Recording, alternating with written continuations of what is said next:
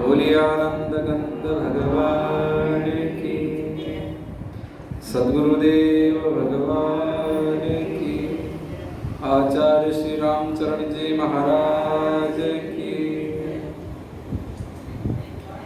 ध्येयं सदा परिभवग्नमभीष्टदोहं तीर्थास्पदं शिवविरिञ्चिनुतं शरण्यं भृत्यार्तिहं प्रणतपालभवाब्धिपोतं वन्दे महापुरुषते चरणारविन्दम्। नारायणं नमस्कृत्य नरं चैव नरोत्तमं देवीं सरस्वतीं व्यासं ततो जयमुदीरये। अज्ञानतिमिरान्धश्च ज्ञानाञ्जनशलाकया चक्षुरुन्मीलितं येन तस्मै श्रीगुरवे नमः। वसुदेवसुतं देवं कंसचानूरमर्दनं देवकी परमानन्दं कृष्णं वन्दे जगद्गुरुं। परब्रह्म सद्गुरु प्रणम्य मुनिसवसन्तनमोय हरिरामामुरभवन में आपद समान को। रमतीत राम गुरुदेव जी पुनीति काल के संग, जिनको राम चरण की बंधन भार अनंत। भक्ति भक्त भगवंत गुरु चतुर नाम वपुए, इनके पद वंदन किए नासत विघ्नानि। अनंत कोटि ब्रह्मांड नायक परात्पर परमेश्वर सर्वेश्वर सर्वांतर्यामी सच्चिदानंद घन श्री राम नाम महाराज के चरणों में कोटिशः दंडवत प्रणाम करते हुए, अनंत महापुरुषों के चरणों में, अनंत संत महात्माओं के चरणों में, अनंत ऋषि मुनियों के चरणों में कोटिशः दंडवत प्रणाम करते हुए, सद्गुरुदेव भगवान के चरणों में कोटिशः दंडवत प्रणाम करते हुए, यहाँ पधारे हुए उपस्थित अनुपस्थित सभी भक्ति रस के प्रेमी, सबका हार्दिक अभिवादन करते हुए चल रहे इस चातुर्मास के अंतर्गत सत्संग रूपी प्रवाह में गोता लगाते हैं।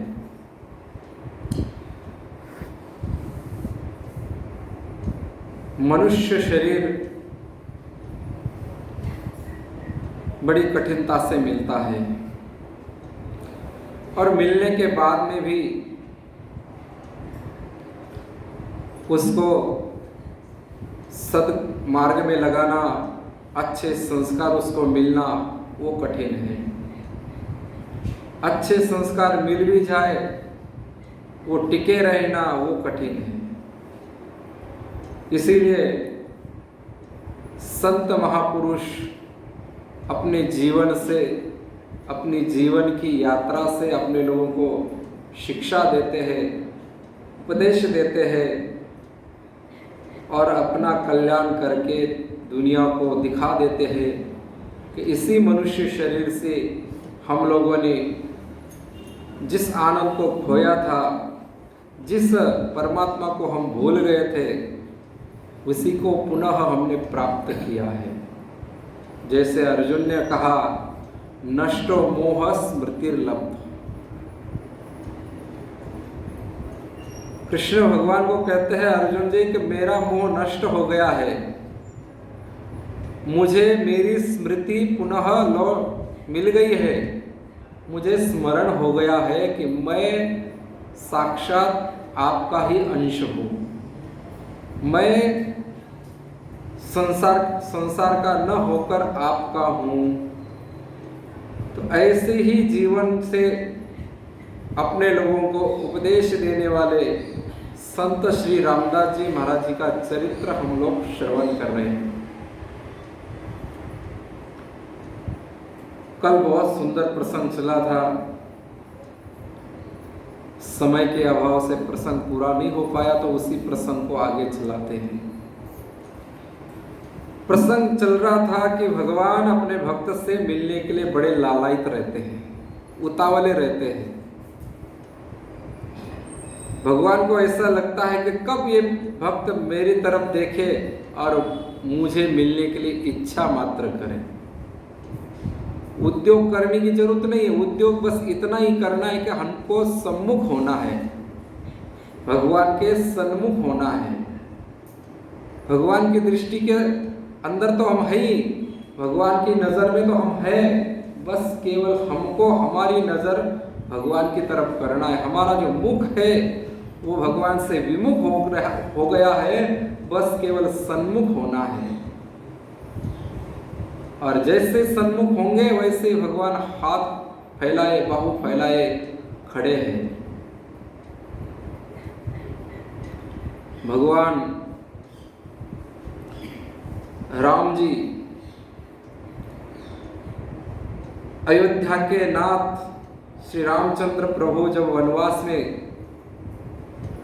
सीता हरण के बाद में बाली सुग्रीव को और हनुमान जी को साथ लेकर समुद्र तट पर पहुंचे हैं, तो उस समय विभीषण जी उनकी शरण में आया है। तो उनके पास में जो बैठे मित्र है बाली, उनको पूछा भगवान ने कि आपकी क्या राय है। तो बाली ने कहा कि ये तो दुश्मन की तरफ से आया है, शत्रु पक्ष से आया है, और शत्रु पक्ष से आए हुए पर विश्वास नहीं करना चाहिए। क्या पता हमारा भेद लेने आया होगा, क्या पता हमारे अंदर फूट डालने के लिए आया होगा, इसलिए इसको बंदी बना लो। राम जी ने कहा कि सखा तुम्हारी बात तो बहुत उचित है, बहुत अच्छी है, परंतु क्या करूं, मेरा पन है शरणागत की रक्षा करना, उसको अभय करना, उसको निर्भय करा देना, उसका जो शोक है, उसकी जो चिंता है, उसको हटाना। अब वो मेरी शरण आया है और मेरा नाम क्या है, शरणागत वत्सल। जैसी माँ अपने बच्चे का ख्याल रखती है, सब अवगुण माप करके, सब दोष को हटाकर, सब दोषों के ऊपर दृष्टि न डालकर उस बच्चों को अपनाती है, ऐसा मेरा स्वभाव है। गौ माता का बछड़ा कितना भी गोबर में सना हो, फिर भी गौ माता अपने जीभ से उसको चाट कर उसको साफ करती है। ऐसा मेरा स्वभाव है, मैं क्या करूं। और ऐसे राम जी ने उस आए हुए विभीषण को शरण लिया है। विभीषण किसका भाई है, रावण का भाई है। रावण कौन है, जिसको मारने के लिए राम जी आए हैं, जिसकी भार्या का हरण किया है उसका भाई है, जिसने राम जी के भार्या का हरण किया है, ऐसे दुष्ट रावण का भाई है, फिर भी भगवान ने उसको शरण लिया है। इतने दयालु भगवान। तो ऐसे दयालु भगवान के पास में नारद जी गए हैं। देखो, संत बड़े दयालु होते, बड़े कृपालु होते हैं। उमा संत की यही बढ़ाई। भगवान शंकर जी कहते हैं कि हे उमा, संत की बढ़ाई कहाँ तक करूं, मंद करत जो करई भलाई। संतों का जो अपराध करते हैं, संतों के खिलाफ चलते हैं, संतों की बात नहीं मानते हैं, संतों को गाली देते हैं, फिर भी संत उनके ऊपर कृपा करते हैं, उनका भलाई चाहते हैं, उनका अच्छा ही चाहते हैं। ऐसे संत हैं और ऐसे कृपालु संत नारद जी हम कल श्रवण कर रहे थे, वो भगवान के पास गए हैं और भगवान को हाथ जोड़कर प्रार्थना कर रहे हैं कि भगवान आप इतने निष्ठुर होकर क्यों बैठे। हालांकि भगवान रामचंद्र प्रभु ने अवतार धारण करके बता दिया कि मैं कितना दयालु हूँ, कितना कृपालु हूँ, कि मेरे पत्नी का हरण किया है, मेरे पिताजी के विवाह के समय मेरे पिताजी को इसने मार डालने की कोशिश की थी, माताजी को उठाकर समुद्र में फेंक दिया था। ऐसा यह रावण है और ऐसे रावण का यह भाई है। हमारे तो किसी ने यदि हमारे माता पिता को गाली भी दी या हमारे परिवार में किसी को भला बुरा भी कहा, तो उसके परिवार का कोई भी मिल जाए तो उसको हम गालियां देने लग जाते हैं।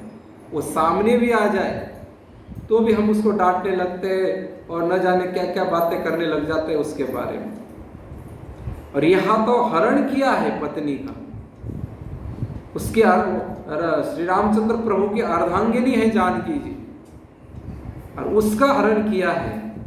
और फिर भी प्रभु रामचंद्र जी सब गुनाह माफ करके उनको शरण लेते, इतने दयालु। तो नारद जी ने कहा आपकी दया कहाँ गई? देखो संसार में कितने लोग आपके लिए रो रहे हैं।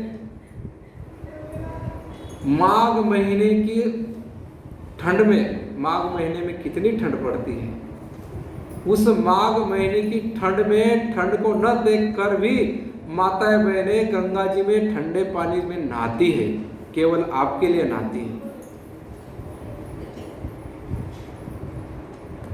इतने भक्त आपको चाहते हैं और आप भक्तों पर मिलने जाते ही नहीं। बोले भगवान ने कहा चलो, बोले किन से मिलना है, मैं तैयार हूं। भगवान और नारद जी निकल पड़े हैं। प्रयाग में साल में कार्तिक महीने में 1 महीना तक खूब भीड़ रहती है। एक कार्तिक मास निवास करने के लिए कई लोग वही चले जाते हैं, एक महीना वही रहते हैं। कई लोग आते हैं जाते हैं, कई लोग पर्वों पर जैसे एकादशी है, पूर्णिमा है, अमावस्या है, ऐसे पर्वों पर स्नान करने जाते हैं। 2-2 3-3 दिन तीर्थ में रहते हैं। तीर्थों का बड़ा महात्म्य है अपने भारत देश में, और शुरू से परंपरा रही है तीर्थाटन करने की, तीर्थ यात्रा करने की, चारों धाम की यात्रा करने की। चारों धाम की यात्रा किस लिए की जाती है कि कम से कम 8-10 दिन ही इस घर परिवार को, प्रपंच को छोड़कर, इस वातावरण से निकलकर कम से कम धाम में आएगा तो उतनी तो उसको शांति मिलेगी, उतना तो उसका मन मेरी तरफ लगेगा, उतने देर तक, उतने दिन तक वो अपने घर परिवार को भूलकर मुझे याद करेगा, मेरे संतों के सानिध्य में रहेगा। इसलिए तीर्थ यात्रा निकाली है। परंतु आजकल हम लोग तीर्थ में जाते किस लिए जाते? सैर सपाटे के लिए, घूमने के लिए, पिकनिक मनाने जाते हैं। तीर्थ यात्रा का उद्देश्य यह नहीं था कि तीर्थ में जाओ और घूमो फिरो मौज करो। तीर्थ यात्रा का उद्देश्य होता है एक तीर्थ में कम से कम 3 दिन तक रहना और वहाँ के जो तीर्थ स्थान है उसका दर्शन करना, वहाँ जो आश्रम है, वहाँ जो संत महात्मा रहते हैं उनकी सेवा करना और उनके पास में बैठकर सत्संग करना। जीवन में जो हमारे अशांति है उस अशांति को दूर करने के लिए सत्संग करना। तो इस प्रकार से प्रयाग में कई लोग गए थे, आज भी जाते हैं। तो नारद जी ने कहा कि प्रयाग में चलते हैं, प्रयाग में बहुत भक्त आए हैं, आपके भाविक भक्त अपना घर बार छोड़कर और अपना जो प्रपंच का जाल है वो सब छोड़कर यहाँ आए हैं, पहले इनसे मिलो बोले आप। तो भगवान ने कहा कोई बात नहीं, चलो चलते हैं। और भगवान आकर वहाँ एक सुंदर ऐसे वट वृक्ष के नीचे बैठे हैं। भगवान तो करुणा निधान ही ठहरे। तो भगवान ने कहा कि ठीक है, मैं ये सब वट वृक्ष के नीचे बैठता हूँ, आप लोग जिनको मेरे से मिलाना चाहते, जो मुझसे मिलना चाहते, उनको ले आओ। वट वृक्ष का नीचे बैठने का कारण है कि एक वट वृक्ष है वो विश्वास का प्रतीक माना जाता है। तो भगवान ने नारद जी को यह दर्शाया कि मेरे पर विश्वास करो और तुम जल्दी से जल्दी अपने भक्तों को ले आओ मुझसे मिलने के लिए। और फिर नारद जी अपने नारायण नारायण करते हुए चल पड़े। चलने के बाद में घाट पर गए, त्रिवेणी संगम पर गए। त्रिवेणी संगम पर देखा बहुत श्रद्धालु आए हैं, हजारों के तादाद में माताएं बहनें स्नान कर रही है। कोई थाली लेकर, इतनी हवा चल रही फिर भी दीपक कर रही है, हाथ जल रहे फिर भी उस दीपक को पकड़े रखी है। कोई अगरबत्ती कर रही है, कोई हल्दी कुमकुम रोली चढ़ा रही है, पूजा कर रही है। अब आप लोगों को पता है ये पूजा कैसी की जाती है। हवा चलती तो दीपक बुझने लगता है, तो माता बहन को ऐसे उसको ढक लेती है, भले हाथ जल जाए पर दीपक को बुझने नहीं देती। और फिर आरती वगैरह उतारना। सर्दी में जुकाम लग जाता है फिर भी रोज नहाती है, रोज पूजा करती, गीले कपड़े से पूजा करती। कितनी श्रद्धा है देखो, गीले कपड़े से। ये नहीं कि मैं कपड़े बदल के पूजा करूं, उसी गीले कपड़े से और उसी समय उस दीपक को लगाकर आरती करना और फिर धीरे धीरे हनुमान चालीसा का पाठ करना, धीरे धीरे आरतियां बोलना।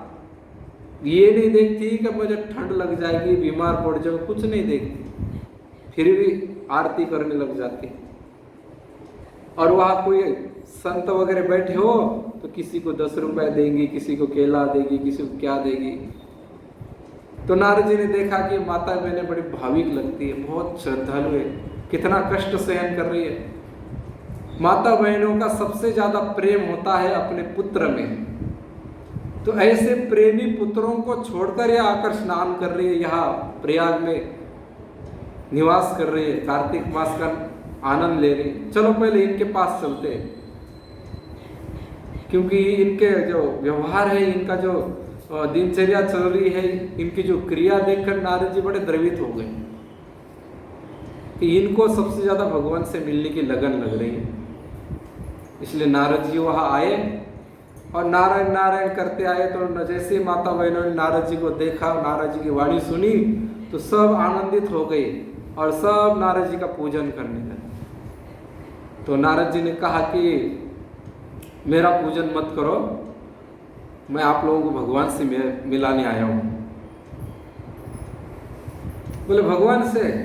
नारद जी ने बहुत बढ़िया बताया कि भगवान के पास में गया, भगवान को बहुत मना कर और बढ़िया उनको सब राजी करके, उनकी स्तुति वगैरह करके, उनको प्रसन्न करके मैं यहाँ लेकर आया हूँ। और भगवान यहाँ पास में 1 किलोमीटर एक वट वृक्ष के नीचे बैठे हैं और भगवान ने कहा है कि जो मुझसे मिलना चाहता है उनको ले आओ। तो इसलिए मैं आप लोगों के पास आया, आप लोगों की श्रद्धा भक्ति देखी मैंने, तो मैंने सोचा चलो सबसे पहले आप लोगों को ही मिला देते हैं। तो नारद जी की वाणी हजारों महिलाओं ने सुनी, सब खड़ी होकर बातें सुन रही नारद जी की। और फिर महिलाओं ने कहा कि नारद जी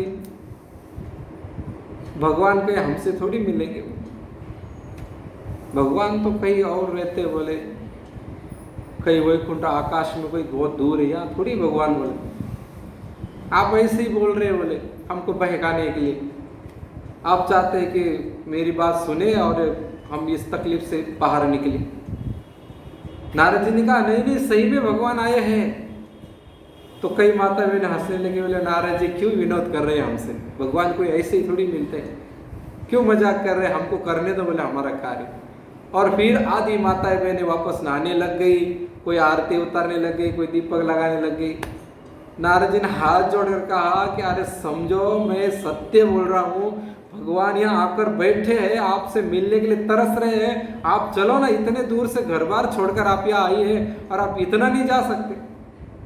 माता बहन बोले जाओ नारद जी अपना काम करो, हमको नहा धो के घर जाना है, अपने कमरे में जाना है। वहाँ जाकर हमको, कोई बोलती मेरे को गीता का पाठ करना है, कोई बोलती वाणी जी का पाठ करना है, कोई बोलती मुझे विष्णु सहस्त्र नाम करना है, कोई क्या।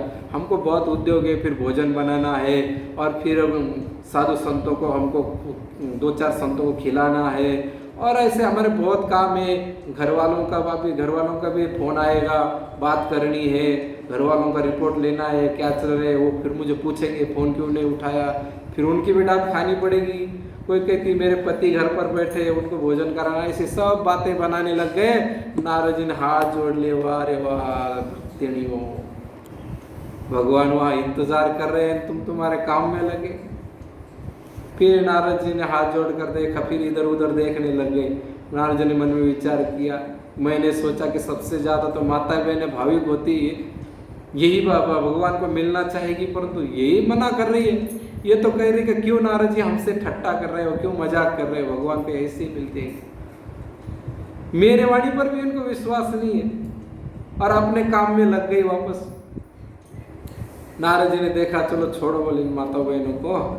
ये देखो ये पंडित लोग देखो कितना सुबह शाम दोपहर में त्रिकाल संध्या करते हैं, बड़ी बड़ी मालाएं फेरते हैं, बड़े बड़े जनेऊ पहनते हैं, चोटी रखते हैं, तिलक करते हैं और इतने बड़े बड़े यज्ञ कराते हैं। तो ये वेदों का पाठ करते हैं, तो इनकी तो बहुत श्रद्धा है भगवान में, चलो इनको ले चलते हैं। ब्राह्मण वैसे भी ज्ञानवान होते हैं, ज्ञान प्रदान होते हैं, ये भी भगवान को मानते हैं, तो चलो ब्राह्मणों को लेके चलते हैं। और ब्राह्मणों के पास जाकर नारायण नारायण करते हुए गए और कहने लगे कि नारायण नारायण। तो ब्राह्मणों ने कहा हाँ नारद जी महाराज जय हो, आपकी भले पधारे, आप बड़ी कृपा हुई हमारे ऊपर, आपके दर्शन हो गए, आपके दुर्लभ दर्शन हो गए। कोई संध्या कर रहा है, कोई हवन कर रहा है, कोई पिंडदान करवा रहे हैं, कोई क्या, सब अपने कर्मकांड में लगे हुए ब्राह्मण। पर नारद जी आए तो सबने अपना अपना कार्य छोड़कर नारद जी को प्रणाम किया। प्रणाम करने के बाद में नारद जी ने कहा कि एक बात बताऊं बोला आपको।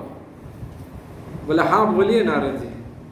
बोले आप लोगों से मिलने के लिए भगवान आए हैं। तो सब लोग हंसने लग गए, बोले ना भगवान हमसे मिलने के लिए आए हैं? रहने दीजिए नारद जी, भगवान को इतना समय का है हमसे मिलने के लिए, भगवान को तो बहुत काम है। अरे हमको भी देखो ना कितने काम है, देखो वो यजमान बैठे हैं, हम तो आप आए आपके आदर सम्मान के लिए, हम आपके प्रणाम करने आए और आप हमारे से मजाक करने लग गए कि भगवान आए आपको मिलने के लिए। और कुछ कहने लगे नारद जी आपको प्रणाम किया, कोई बात नहीं, आप तो घूमते ही रहते हैं, कभी का अच्छा हुआ हमको दर्शन हो गया, अब हमें आज्ञा दीजिए, हमें हमारा काम करना है। हम कोई कहता है हमारा यज्ञ अधूरा रह गया, कोई कहता है हमारे यजमान बैठे पिंडदान करना है, कोई कहता है वो किसकी पूजा चल रही है, किसकी पूजा चल रही है। और सब धीरे धीरे नारद जी को कहा कि भगवान से तो आप ही मिलिए, हमको तो हमारा काम करने दीजिए। और पंडित लोग भी चले गए। नारद जी ने देखा, मन में आश्चर्य, कैसे लोग हैं? ब्राह्मणों को तो सबसे ऊंचा माना जाता है, सबसे बुद्धिमान सात्विक माना जाता है, और मैंने कहा कि यार भगवान आए 1 किलोमीटर ही दूर है और ये कहते हैं कि भगवान को बहुत काम है, भगवान को हमसे थोड़ी मिलने आएंगे, और हमारे पास इतना टाइम भी नहीं नारद जी आपके ज़्यादा बातें सुनने के लिए। हमको तो हमारे यजमान इंतजार कर रहे हैं, यदि लेट हो जाएंगे तो यजमान दूसरे पंडित को ढूंढ लेगा, तो हमारी तो रोजी रोटी बंद हो जाएगी। तो ऐसा करके वो पंडित भी चले गए। नारद जी को बड़ा आश्चर्य हुआ, बड़ा दुख हुआ नारद जी। तो इतने में नारद जी ने देखा कि बड़े बड़े जटाधारी, बड़े बड़े तिलकधारी, कोई गेरुआ कपड़े पहने, कोई कैसे कपड़े पहने, कोई कैसे, बड़े संप्रदाय के महंत बैठे हैं, बड़े बड़े संत बैठे हैं, और बड़ी बड़ी मालाएं लेकर सटका रहे, राम राम राम, कोई सीताराम सीताराम, कोई राधे श्याम, कोई हरे राम राम राम हरे हरे। तो नारद जी ने देखा, देखो कितने ध्यान मग्न है, भगवान को मिलने के लिए कितने आतुर हैं। हे एकदम ध्यान लगा के बैठे, जटाएं बढ़ाई है, कोई घर नहीं, कोई ठिकाना नहीं, भगवान से मिलने के लिए सब कुछ छोड़ दिया इन्होंने। और यहाँ आकर कितना भजन कर रहे, ध्यान कर रहे कि भगवान कब मिलेंगे, कब मिलेंगे। कोई कोई तो देखो कितना रो रहा है, आंखों से आंसू आ रहे हैं। कोई कोई तो केवल भस्म लगाकर, कपड़े शरीर पर एक भी कपड़ा नहीं है, नंग धड़ंग बैठे हैं, पूरे शरीर पर भस्म लगाई है, और ऊपर ठंड पड़ रही है तो भी वो ठंड की बिना परवाह किए बैठे हैं। कोई कोई तो किसी के पैर में जख्म है, फिर भी कहीं जाता नहीं, वही त्रिवेणी के तट पर, घाट पर बैठकर राम राम कर रहा है। कोई कोई जोर जोर से भजन गा रहे हैं। और जब ऐसे संतों को देखा, ऐसे महात्माओं को नारद जी ने देखा, तो नारद जी ने उस मन में विचार किया, ये लोग तो जरूर चलेंगे, भगवान से मिलने ये लोग तो जरूर चलेंगे। और वो लोग, नारद जी गए, नारायण नारायण नारायण किए, तो नारद जी की सुंदर मनमोहिनी अमृत भरी वाणी सुनकर सबने आंखें खोली। आंखें खोलने के बाद में देखा कि नारद जी है, तो सबने प्रणाम किया नारद जी। नारद जी ने कहा कि प्रणाम नहीं चाहिए मुझे, एक खुशखबरी देने आया हूं आप लोगों को। तो संत आपस में चर्चा करने, लगता है कहीं बहुत बड़ा भंडारा है, नारद जी वो संदेश देने आए हैं। अब यहाँ तो क्या है, कहीं 50 रुपए का होता है, कहीं 20 रुपए का होता है, कहीं 100 रुपए का भंडारा होता है। लगता है नारद जी बड़ी खबर लेके आए, आज लगता है जरूर हमको 1000 रुपए मिलेगा। और सब राजी हो गए और कहा कि नारद जी हो भाग्य हमारे, आप जैसे संतों का दर्शन हो, वाह वाह वाह, सुनाइए, बड़े खुशखबरी सुनाइए। और नारद जी ने खुशखबरी सुनाई, बोले आप जैसे भक्तों से मिलने के लिए भगवान वहाँ आपका इंतजार कर रहे हैं। बोले भगवान इंतजार कर रहे हैं? अरे नारद जी, हमने सोचा कि कोई बहुत बड़ा भंडारा होगा, कोई बहुत बड़ा राजा किया यज्ञ होगा और हम लोग जाएंगे, दान धर्म मिलेगा, दक्षिणा मिलेगी मोटी। भगवान तो भगवान बैठे, भगवान कहाँ मिलते हैं, भगवान थोड़ी आए, ये तो आप हमारे मन बहलाने के लिए कह रहे हैं। नहीं बोले, सही में आए हैं, वहाँ बैठे हैं वट वृक्ष के नीचे, ज्यादा दूर नहीं, यहाँ पास में ही है। और जो त्यागी संत बैठे थे, नंगा धड़ंग जटाधारी, उनको कहा कि आपने इतना त्याग किया है भगवान के लिए, तो भगवान आपसे मिलने आए, चलो।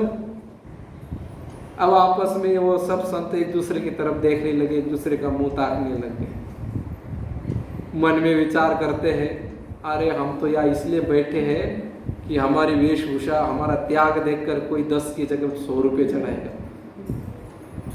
जटाएं इसलिए बढ़ाई है कि हमारा त्याग देखकर, वैराग्य देखकर कोई अच्छी सामग्री पर खाने को देगा, कोई दान धर्म करेगा, कोई बढ़िया बढ़िया कपड़ा देगा।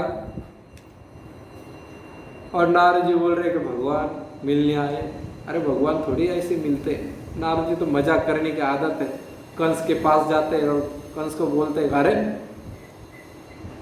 पहला पुत्र 8वां हो सकता है और 8वां पहला हो सकता है, माला का मणि कौन सा पहला और कौन सा आखिरी हो।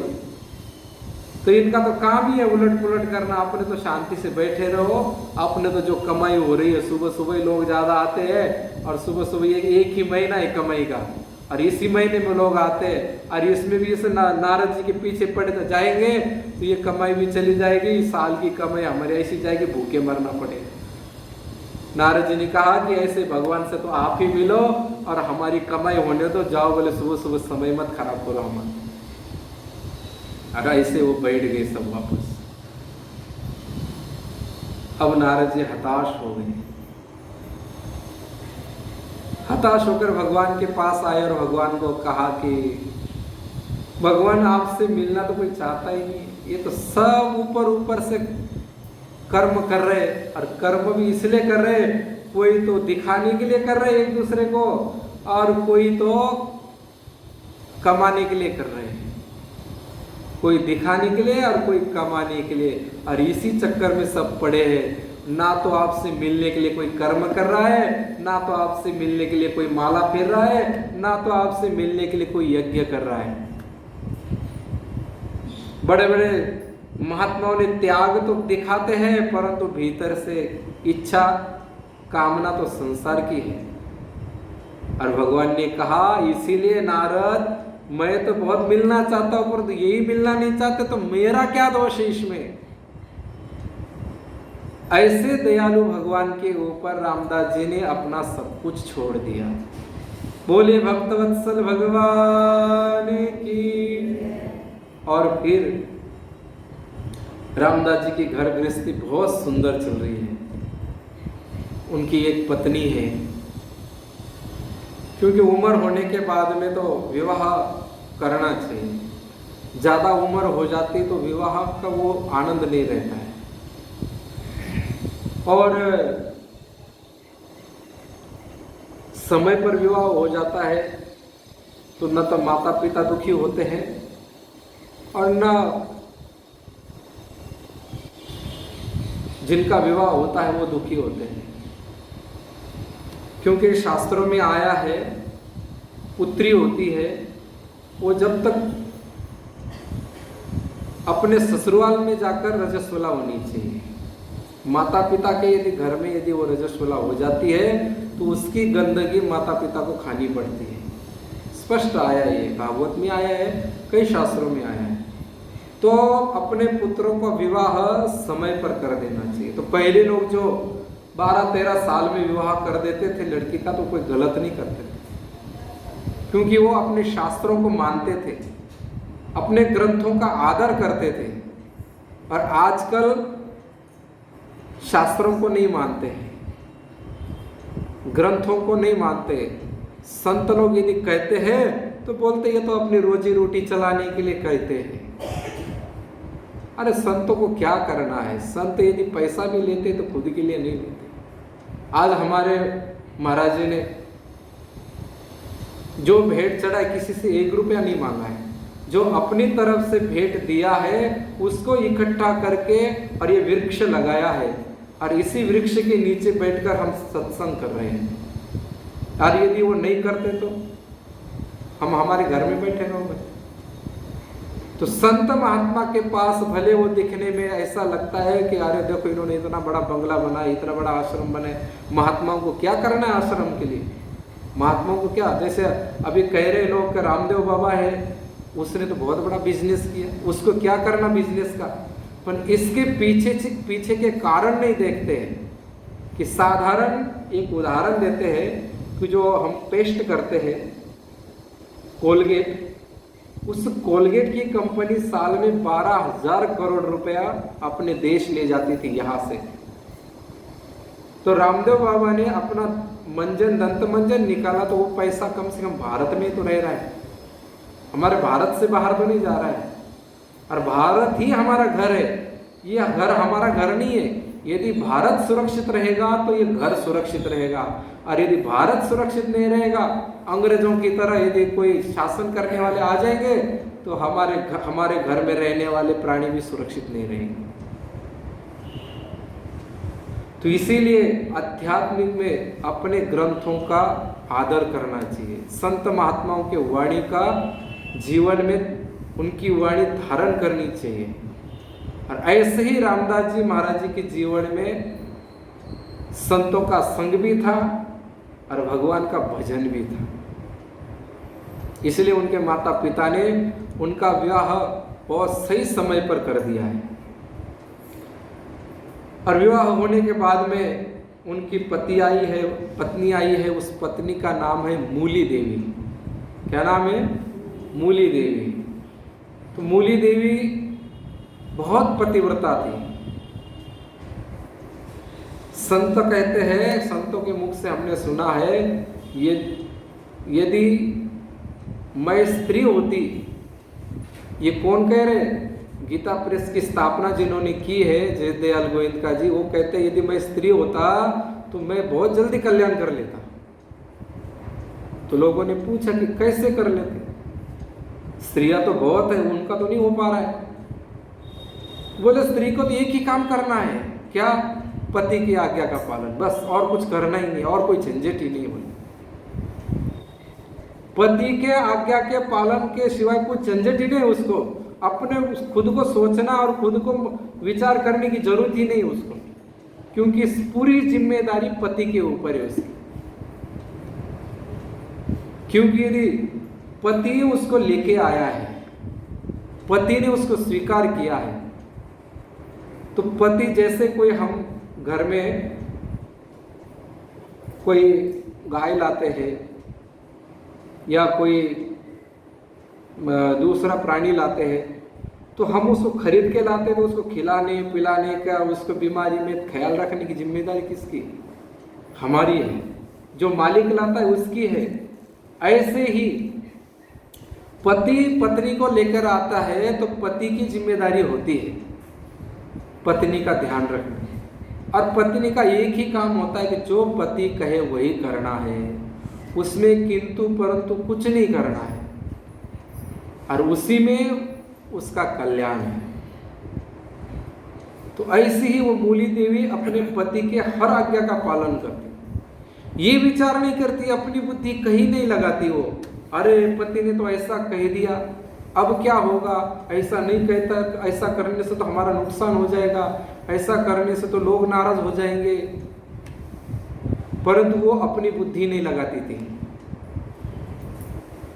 हाँ, एक आधे बार यदि उसके समझ में आ जाए तो सलाह दे सकती है कि ऐसा नहीं, ऐसा करे तो कैसा रहेगा, ऐसी सलाह दे सकती है, पर ये नहीं कह सकती कि ऐसा नहीं ऐसा ही करो, आदेश नहीं दे सकती, सलाह दे सकती है। तो इतनी अनुकूल थी रामदास जी के कि रामदास जी को कभी कहने की जरूरत भी नहीं पड़ती थी, कहने के पहले वो सब काम कर देती थी। अब घर का काम तो सबको पता है क्या होता है, तो उसके जो सास ससुर थे वो भी बड़े प्रसन्न थे उसके ऊपर, क्योंकि एक बार क्या हुआ,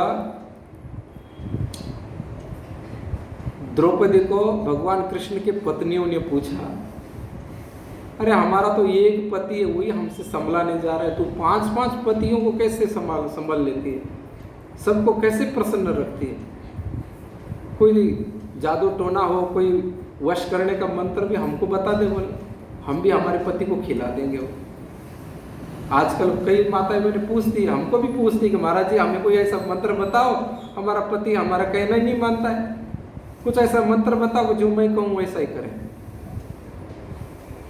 तो द्रौपदी को पूछा, द्रौपदी ने कहा एक ही है, एक ही मंत्र ऐसा है कि जिसके कारण मेरे पति 5 पति मेरे वश रहते हैं। तो बड़ी राजी हो गई, वो 16,108 पत्नियां बहुत राजी हो गए, कहने लगे हमको बताओ वो मंत्र। अब आप भी सोच रहे होंगे मन में कि हमें बताओ महाराज जी जल्दी, हम भी वो मंत्र काम में ले। तो ऐसी लगन से वो पूछ रहे कि जल्दी बताओ। तो उसने कहा कि पति की आज्ञा का पालन करना और सेवा करना, ये एक मंत्र ऐसा है कि इस मंत्र से पति क्या, बड़े बड़े राजा महाराज, बड़े बड़े दिग्गज उसके अधीन हो जाते। सेवा एक इतना बड़ा मंत्र है कि उसके कारण से बड़े बड़े लोग अधीन हो जाते हैं। और ऐसी वो मूली देवी खूब सेवा करती, सासू सास की सेवा करती, पति की सेवा करती, और इतना ही नहीं, जो आने जाने वाले अतिथि है उनकी भी सेवा करती। घर में एकदम साफ सुथरा रखती, एकदम साफ सफाई रखती, सुबह सुबह जल्दी उठती, घर आंगन में गोबर से पानी छिड़कती, फिर रंगोली करती, और उसके बाद में नहा धोकर तुलसी को पानी देती, माता पिता को, सास ससुर को सुबह सुबह जो चाहिए वो बना के देती, और पति जो कहे उससे पहले ही उसके सामने वो जो चाय देना है, जो नाश्ता देना है, जो कुछ करना है वो पहले कर देती। तो सब परिवार वाले क्या, अड़ोसी पड़ोसी भी उसके ऊपर बड़े खुश थे, बड़े राजी थे। ऐसी सुंदर और सुशीला पतिव्रता पत्नी उनको मिली, और उनका जो गृहस्थ जीवन है वो इतना सुंदर और इतना प्रसन्नता से चल रहा था। अब आगे उनके जीवन में क्या होता है वो कल श्रवण करेंगे। बोलिए आनंद कंद भगवान की। राम राम राम राम राम राम राम राम राम राम राम राम राम राम।